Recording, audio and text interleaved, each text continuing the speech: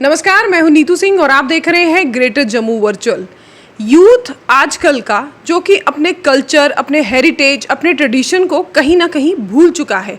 ज़्यादातर हम लोग अगर यूट्यूब या किसी भी सोशल ऐप की बात करें या सोशल अकाउंट्स की बात करें तो आपको ऐसे यूट्यूबर्स मिल जाएंगे जो आज के टाइम के, आज के माहौल को क्रिएट कर रहे हैं। वहीं एक बेहतरीन कोशिश की है डॉक्टर अंजलि अरोड़ा ने। ये इनका एक चैनल है, यूट्यूब चैनल साडा विरसा साडा ग्रां। इसमें इन्होंने डोगरा के जो भी कल्चर है, जो हमारे ट्रेडिशन जो है, जो सिविलाइजेशन है, खान पान है, उसको उजागर किया है। ज़्यादा से ज़्यादा इनका मोटिव यही है कि जो आजकल की यूथ है वो अपने ट्रेडिशन से जुड़ी रहे, जो कि अब कहीं ना कहीं अपने ट्रेडिशन को भूल चुकी हैं। तो चलिए बात करते हैं डॉक्टर अंजलि अरोड़ा जी से, जो कि असिस्टेंट प्रोफेसर भी रही हैं यूनिवर्सिटी में। आपका ग्रेटर जम्मू वर्चुअल में स्वागत है। बहुत बहुत धन्यवाद आपका। अंजलि जी, आपसे जानना चाहेंगे कि आपने एक चैनल बनाया, चैनल का नाम रखा साडा विरसा साडा ग्रां। साडा विरसा साडे ग्रां, ये डोगरी चैनल है, इसलिए साडा विरसा मीन्स पंजाबी, साडा विरसा साडे ग्रां। एक्चुअली मैं आपको वहीं बता दूं, मुझे डोगरी नहीं आती ज़्यादा, तो हिंदी में बात कर लेते हैं, हिंदी में भी बोलते नहीं, आप डोगरी में बात कीजिए, हमारे दर्शक भी आपको सुनेंगे। करनी है तो पंजाबी च बोलो। तो आपका चैनल है साडा विरसा साडा ग्रां, तो इसका थीम क्या था? एक्चुअली क्या है, जैसे अभी आपने बताया कि जो आजकल की जनरेशन है ना, वो अपने कल्चर को भूलती जा रही है और वेस्टर्नाइजेशन को अडेप्ट कर रही है। ये कोई बुरी बात नहीं है, अब अर्बनाइजेशन हो रही है, मॉडर्नाइजेशन हो रही है, इसमें कुछ टेक्नोलॉजी को अडेप्ट करना कोई गलत बात नहीं है। लेकिन अपनी रूट से, अपनी वैल्यूज़ को छोड़ के अगर आप किसी दूसरे कल्चर को फॉलो करते हो तो मुझे लगता है ये थोड़ा सा आप गलत होगा, ये जस्टिस नहीं होगा अपने कल्चर के साथ। तो मैंने ये रियलाइज़ किया कि मेरी भी बच्चियाँ हैं, कहीं ऐसा ना हो कि ये भी भूलती जाएं अपनी कल्चर को। आप सबको पता है कि जब हम अपने कल्चर को भूल जाते हैं, अपनी रूट्स को भूल जाते हैं, तो हमारी पहचान ख़त्म हो जाती है। तो डोगरा बहुत अच्छी कौम है, ये बड़ी अच्छी कम्युनिटी है, तो क्यों हम अपने आप को लुप्त कर रहे हैं? क्यों नहीं बोलते डोगरी? क्यों नहीं अपने कल्चर को फॉलो करते? अब बहुत सारी चीज़ें हमारे खान पान में, हमारे रिलीजन में ऐसी हैं जो साइंटिफिक हैं, जो हमारे एंसेस्टर्स ने, हमारे पूर्वजों ने ये बना के रखी हुई हैं। तो ये आजकल की जनरेशन को पता होना चाहिए। तो इसलिए मैंने देखा कि शहर में तो ये नहीं मिलेगा, तो मैंने गांव का रुख किया। तो मैंने गांव के लोगों को पूछा, वो वहाँ पे अभी भी कल्चर ज़िंदा है। इस बात की मुझे बहुत खुशी है कि जो वहाँ का यूथ है ना, वो अभी पूरी तरह से नहीं भूला, अभी वहाँ वैल्यूज़ हैं। तो वो वैल्यूज़ मैं डिपिक्ट लाइव दिखाती हूँ शहर वाले लोगों को कि देखो ये हमारी वैल्यूज़ हैं, आपने भी इनको फॉलो करना है। जितना आप इनको फॉलो करोगे उतना अपने आप में प्राउड फील करोगे, उतना गर्व होगा आपको अपने आप पे। बाकी अगर स्टेट्स की बात करें तो बाकी स्टेट्स में ऐसा नहीं है। मैंने अक्सर, हम लोग कहीं बाहर विजिट करने जाते हैं तो वो लोग अपने कल्चर के साथ बड़े ज़्यादा जुड़े हुए हैं, लेकिन वहीं अगर हम जम्मू में बात करें तो जम्मू में कहीं ना कहीं अपने कल्चर को कहीं पीछे छोड़ते जा रहे हैं। उस पर आपका क्या कहना है? बिल्कुल सही कहा आपने। एक्चुअली क्या है कि कुछ मैंने देखा कि डोगरा लोगों को डोगरी बोलने में शर्म आती है। अभी कुछ दिन पहले, एक कल या परसों की बात है, एक बेटी का मैं देख रही थी, उसने अपने प्रोफेसर को बोला कि मुझे डोगरी में बात करनी है। कुछ डिग्निटरीज आए हुए थे, उसने कहा मैंने डोगरी में बात करनी है। तो वहाँ के जो कॉलेज के जो लोग थे उन्होंने कहा नहीं नहीं, तुम्हें हिंदी बोलनी पड़ेगी। तो शी स्टार्टेड क्राइंग, वो रोने लगी। उसने कहा नहीं, मुझे गर्व है अपने डोगरा होने पे। और मुझे वो उसकी बात इतनी प्यारी लगी कि अगर हम अपने जैसे कल्चर को खुद प्यार करेंगे ना, तो लोग हमसे प्यार करेंगे। आपने ये बात बहुत अच्छी बताई कि पंजाबीज़ हैं, वो पंजाबी बड़ी प्यारी बोलते हैं। आप कहीं भी चले जाइए, वो बड़े प्यार से पंजाबी बोलेंगे। कश्मीरी हैं, वो कश्मीरी में बात करेंगे। फिर हमें शर्म क्यों आती है? कोई हमारा कल्चर इतना बुरा है क्या? हमारी लैंग्वेज इतनी बुरी है? कितनी मीठी डोगरी है।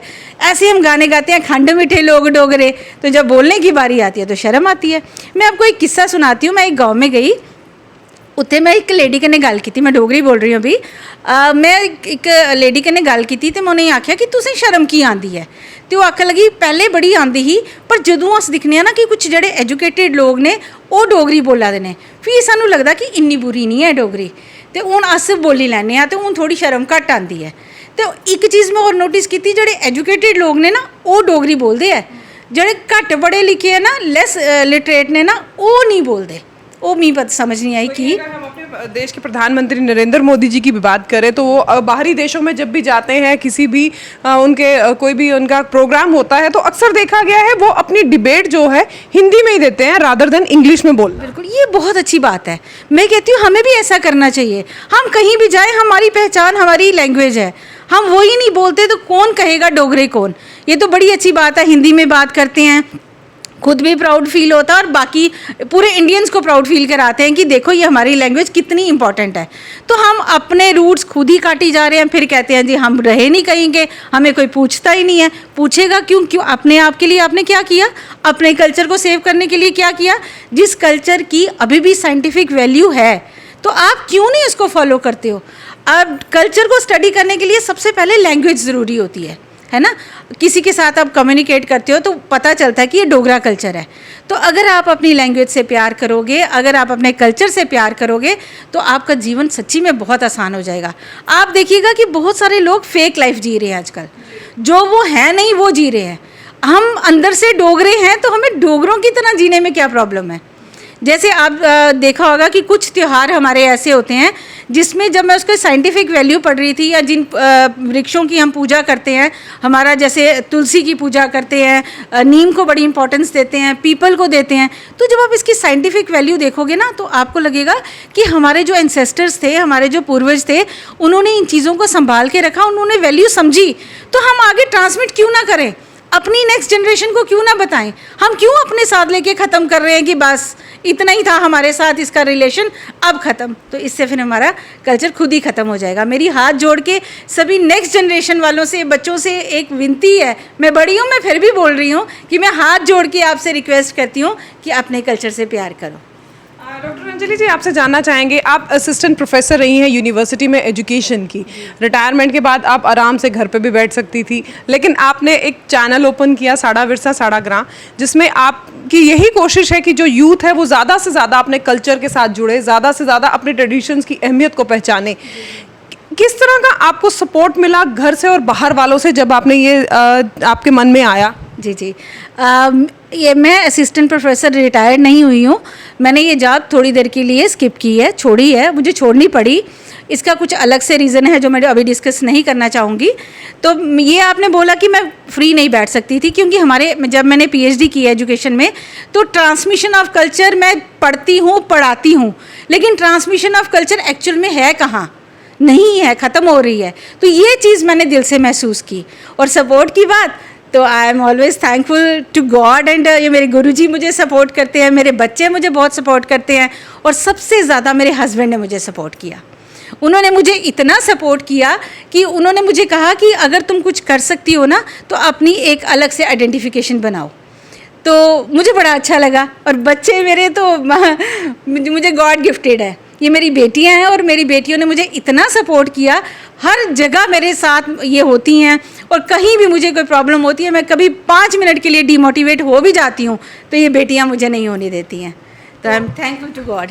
आपने इतने सारे अपने चैनल के लिए प्रोग्राम्स किए, कोई एक याद जो आपको बड़ी अच्छी लगी और जिससे आप, जो आपके दिल से आपको महसूस हुई हो कि ये वाकई में आज स्टोरी करके मज़ा आ गया? सच बोलूं, मैं बड़ी देर से सोच रही थी कि कोई भी आए मुझसे ये बात पूछे। आपने आज मेरा दिल पढ़ लिया। एक्चुअली मैं गई थी एक बडोड़ी गांव में। वैसे तो मुझे हर गांव बड़ा प्यारा लगता है, और वहाँ पे मुझे समझ में नहीं आई, जैसे ही मैंने वहाँ एंटर किया मुझे ऐसे लगा मैं अपने मायके आ गई हूँ।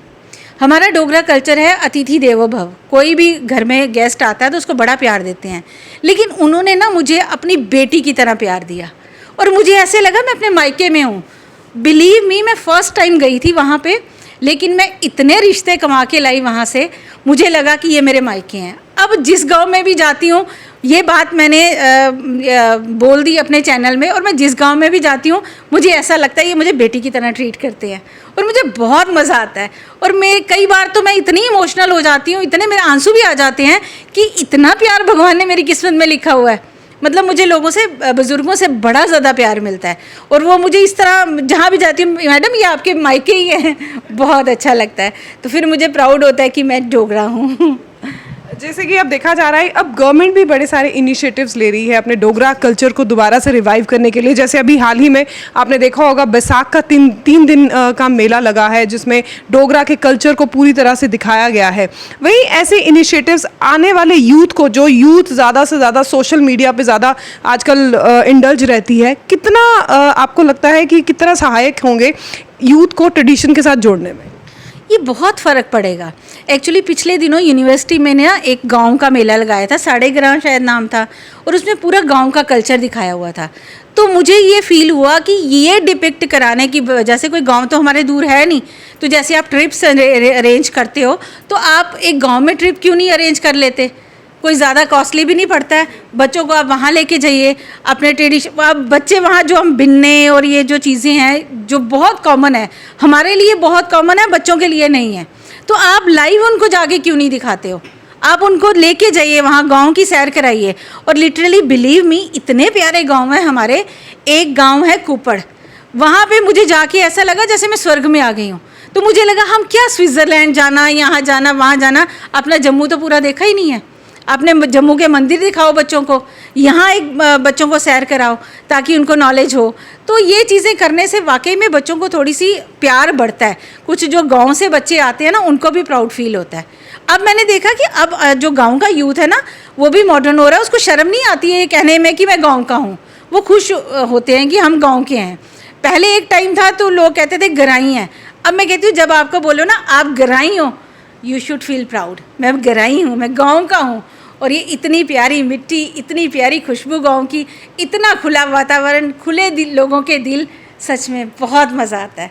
वाकई में आज आपसे बात करके मुझे भी महसूस हो रहा है आपके अंदर इतनी एनर्जी है, और ये एनर्जी वाकई में देखते ही मज़ा आ रहा है। और वहीं हम लोग जो है 10 to 6 जॉब करने वाले घर आते हैं, आते ही थक के चूर हो जाते हैं, और बस उसके बाद हमारी हिम्मत नहीं होती है, नेक्स्ट डे वो एनर्जी लेवल वापस से भरना पड़ता है।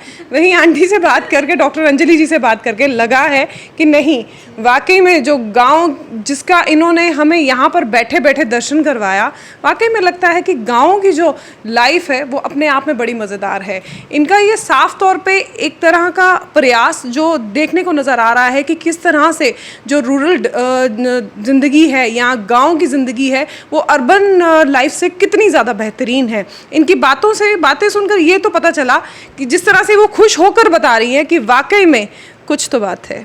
जुड़े रहिए हमारे चैनल के साथ ग्रेटर जम्मू वर्चुअल से, और डॉक्टर अंजलि अरोड़ा जिनकी एक बेहतरीन कोशिश है साड़ा विरसा साड़ा ग्रा, तो एक इनकी चैनल के साथ भी जुड़े रहे और हमारे चैनल के साथ भी जुड़े रहे। अगली अपडेट के लिए जुड़े रहिए ग्रेटर जम्मू वर्चुअल के साथ। कैमरामैन अजय जाडू के साथ मैं नीतू सिंह, ग्रेटर जम्मू वर्चुअल के लिए धन्यवाद।